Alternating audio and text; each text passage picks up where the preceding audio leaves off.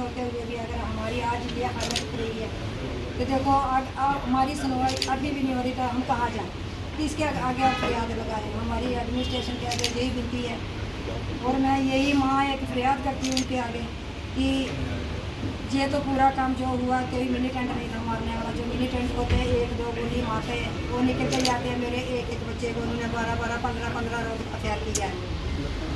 उसके बाद जो मेरे छोटे वाला बच्चा प्रिंस था उसको टांगों के साथ मारा। उन्होंने इतनी टांगें मारी हैं ना कि मैं क्या बताऊँ, मैं माँ बता नहीं सकती कुछ। इतनी टांगें मेरी माँ के सामने उन्होंने मारी हैं।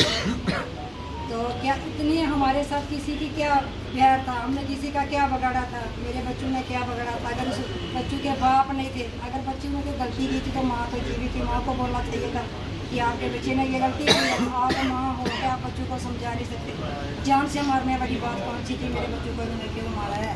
इनको मेरे बच्चों को नहीं मारना चाहिए था। अगर मारा मेरे बच्चों को तो मुझे बच्चों का न्याय चाहिए। अगर सरकार मेरे बच्चों का न्याय दे सकती है तो ठीक है, नहीं तो फिर मैं जो आगे वाला कदम उठाने के लिए जा रही हूँ उसके आगे फिर मैं सरकार की भी नहीं सुनूंगी। अभी मैं सरकार की क्यों सुन रही हूँ, बस मेरी इतनी आर्ज है। एक है कि जो घायल हैं उन्हें भी जो है उपचार उस तरह का नहीं मिल रहा। अगर भारत सरकार फेल हुई है, एक टेरर अटैक को में जो हमारे बच्चे शहीद हुए उनको तो न्याय नहीं दिया, लेकिन जो उसमें घायल हुए हैं उनकी भी जो है कंडीशन बड़ी आप कहते हैं दयनीय है। सरकार को टॉप प्रायोरिटी पर रखना चाहिए उनको, क्योंकि सरकार का फेलियर है कि वो अपनी आम नागरिक की रक्षा नहीं कर पाई। तो ये भी हम एलजी सरकार से एक गुहार लगाना चाहते हैं कि जो परिवार हैं जो घायल हैं उनको जो है उपचार दिया जाए। किसी की टांग नहीं है, किसी का हाथ नहीं है, और वो लोग जो है बड़ी दयनीय कंडीशन में सरकारी अस्पतालों में धक्के खा रहे हैं। क्योंकि मेरे बच्चों को ये हुआ अब 6 महीने हो गए हैं, पूरे 6 महीने से अभी तक मैं किसी भी किस्म की कोई भी सुनवाई नहीं दे रहे हैं कि वो जो आदमी मारने वाले कहाँ से आए उनको कहाँ गए हैं। बस यहाँ भी कोई मिनी टेंट मारा जाता है तो मुझे बुलाते हैं फ़ोन पे, आओ आप इस मेरी पहचान करो, कि आप पहचान कर पाती हो, बताओ जिसने मुँह ढका हुआ था और पूरे फौजी कपड़े डाले हुए तो उसको मैं कैसे पहचान पाती। अगर उसका फेस ऐसे होगा तो मैं पहचान लेती। फिर बार बार मुझे बुलाते हैं, जहाँ पुंछ में मारे गए तो मुझे बुला रहे थे, कंडी में मारे गए मुझे बुला रहे थे, रिजौरी में जो मारा गया परसों तो फिर मुझे बुला रहे थे कि आप इसकी पहचान करो। देखो जब उसका मैंने फेस ही नहीं देखा तो मैं उसकी कैसे पहचान कर पाऊँगी। तो मेरी सभी ये चैनल वालों की मदद से मेरी ये रिक्वेस्ट है कि ये जो मेरी विनती है मेरी ऊपर तक पहुँचाएँ। सबसे पहले मैं अपने जो मेरे प्रधानमंत्री मोदी साहब जी हैं, मेरी उनसे यही अर्ज़ है कि ये बच्चे हमारे नहीं थे, ये बच्चे आपके थे, क्योंकि मेरा घर परिवार उन्होंने पूरा जो बर्बाद कर दिया। मेरे घर में कुछ भी नहीं बचा, मेरे घर में सिर्फ ईंटें और पत्थर पड़े हुए हैं, आप देख सकते हैं। उसके बाद हमारे जो गृह मंत्री जी हैं उन्होंने हमारे साथ यही वादा किया था कि डांगरी में ये 1 जनवरी को जो हुआ हादसा हुआ इसकी जिम्मेवारी मैं खुद लेता हूँ, इसको हमारे भरोसे पे छोड़ दीजिए। क्योंकि वो डांगरी पे आ तो नहीं सके क्योंकि बारिश का थोड़ा हो गया था, उनको जम्मू तक वो रुके हैं, लेकिन हमारे घर तक नहीं पहुँचे थे। समझो हमारे घर पहुँच ही गए हैं, थोड़ा सा उनको बारिश का हो गया जिसकी वजह से वो नहीं आ सके। लेकिन मैं उनके आगे यही विनती करती हूँ कि ये जो बच्चों का केस था ये आपने एंड किया था कि कोई बात नहीं, इसका जल्दी से जल्दी मैं कातिल पकड़ूंगा।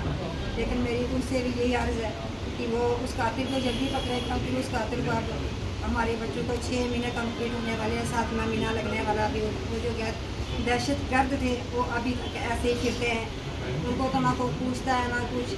साथ में जो मेरे बच्चों के साथ गाड़ी लगी हुई थी, उन बच्चों ने कम से कम 2 घंटे तक वो गाड़ी लगाई है। सिलेरियो गाड़ी थी, लेकिन वो आई दिन तक उस गाड़ी का हमें पता नहीं चला कि उस गाड़ी का मालिक कौन था।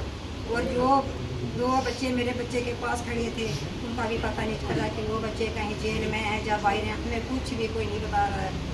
इसलिए मैं ये विनती करती हूँ एक माँ, मुझे कुछ भी नहीं चाहिए, मुझे चाहिए तो सिर्फ अपने बच्चों का न्याय चाहिए।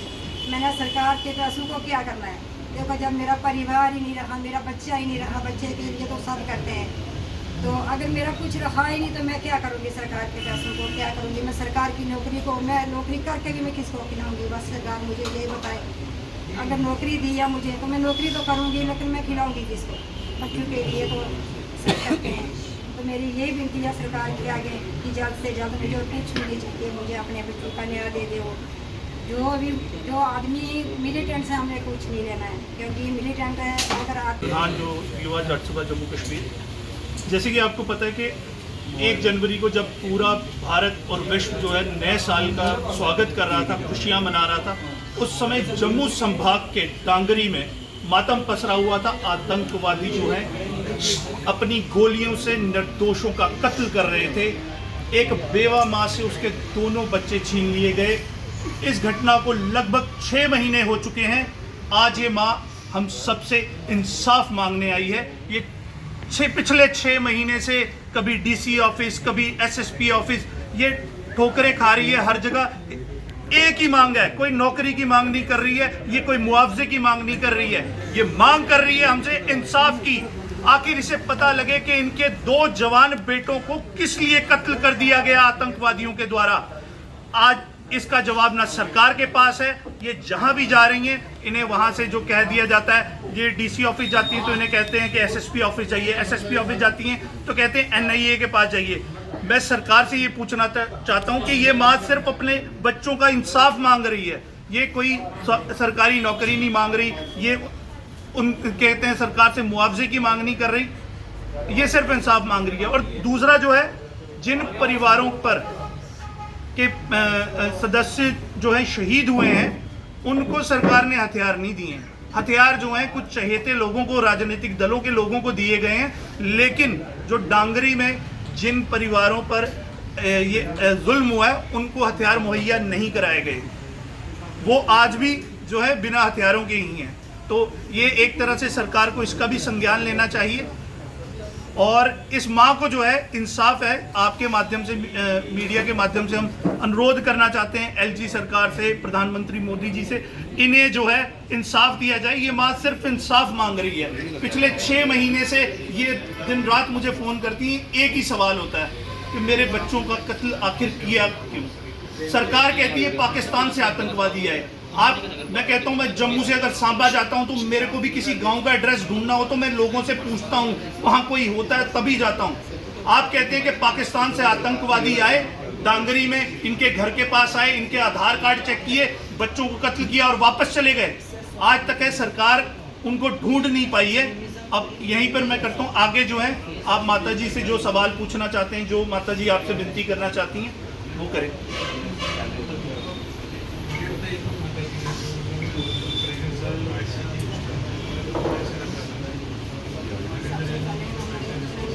हमारे बहन भाई बेटे के समान है मेरी और ससुर, इसलिए मैं ये विनती करती हूँ, एक माँ, मुझे कुछ भी नहीं चाहिए, मुझे चाहिए तो सिर्फ अपने बच्चों का न्याय चाहिए। मैंने सरकार के पैसों को क्या करना है? देखो, जब मेरा परिवार ही नहीं रहा, मेरा बच्चा ही नहीं रहा, बच्चे के लिए तो सब करते हैं, तो अगर मेरा कुछ रहा ही नहीं तो मैं क्या करूँगी? सरकार के पैसों को क्या करूँगी? मैं सरकार की नौकरी को, मैं नौकरी करके भी मैं किसको खिलाऊँगी? बस सरकार मुझे ये बताए। अगर नौकरी दी या मुझे, तो मैं नौकरी तो करूँगी, लेकिन मैं खिलाऊँगी किसको?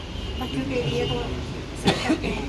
तो मेरी यही विनती है सरकार के आगे कि जल्द से जल्द मुझे कुछ नहीं चाहिए, मुझे अपने बच्चों का न्याय दे दो।